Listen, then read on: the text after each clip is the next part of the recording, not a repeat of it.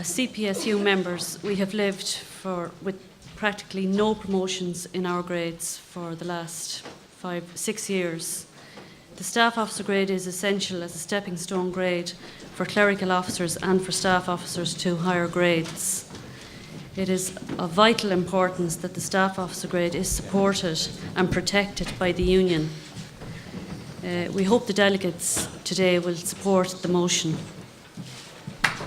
Clerical officers have been hit so hard in the last while. I don't need to go in. Every other member who came up here today spoke about what we've lost or what clerical officers have lost. So at least let us not take away the chance for them to get a promotion to staff officer.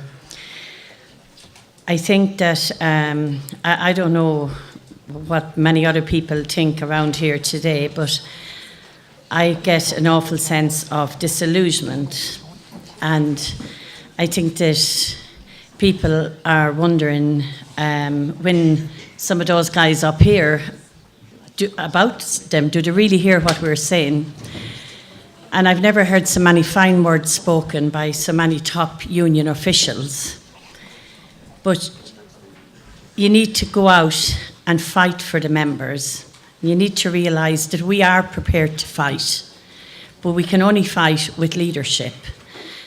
My name's Mary Donaghy. I'm from Store Street Guard Station. We all know that the civil service is and will get smaller and smaller, and every clerical officer here has as good a chance to get an EO position as staff officers. It has come to my attention, I think, that staff officers might be just simply going to the grade of an EO. I've heard that, but that isn't fair either. Everything should be opened to the clerical officer, and if the grade goes right, then the money that is saved from having that other grade should be actually distributed for clerical officers.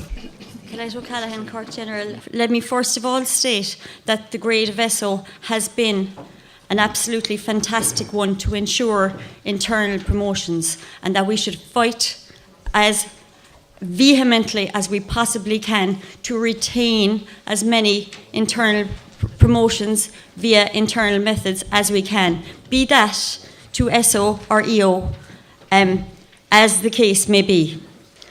Let me state that while this union has a huge duty to protect the interests of its clerical officers, it also has a huge duty to protect the interests of its staff officers. There's a number of key issues that you need to take into account. We fill all staff officer positions internally in the civil service. There is no open recruitment to the staff officer grade, so they all fall to internal promotion. That's a big factor for the executive committee in terms of them arriving at their decision to support this motion. We don't fill all executive officer positions. We only fill 50% of executive officer positions through internal promotion, and the balance falls to open recruitment. And currently I'm in negotiations with DEPR because they want to increase open recruitment to the detriment of internal promotion to executive officer. Nowhere in the clause in the Haddington Road Agreement, which I'm reading directly from, is there any reference to a staff officer, executive officer amalgamation. The clause put in by governments is there as a cost-saving mechanism.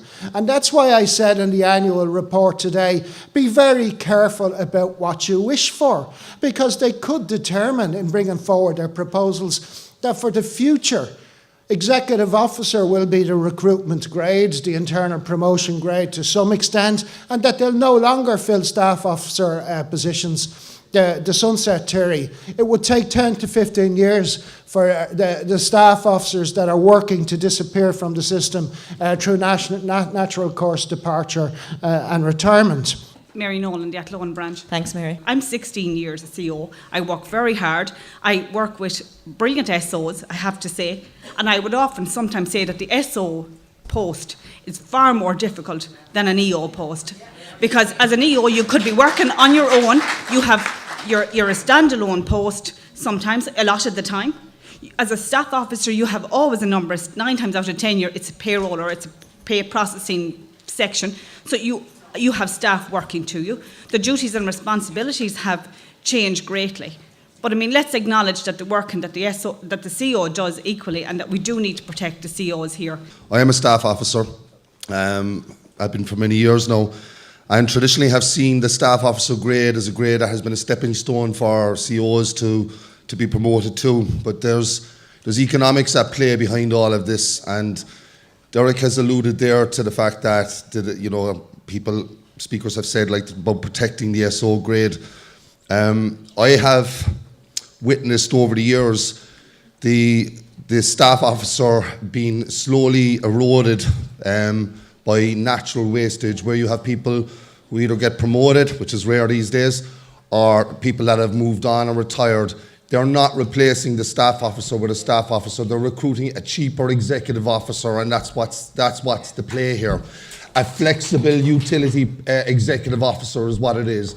Now, if CEOs here want to get promoted and go up a poxy €1 or €2 in their pay packet, which is the difference from what the maximum of the CEO is and what they're offering as an EO, then you're welcome to it. We're trying.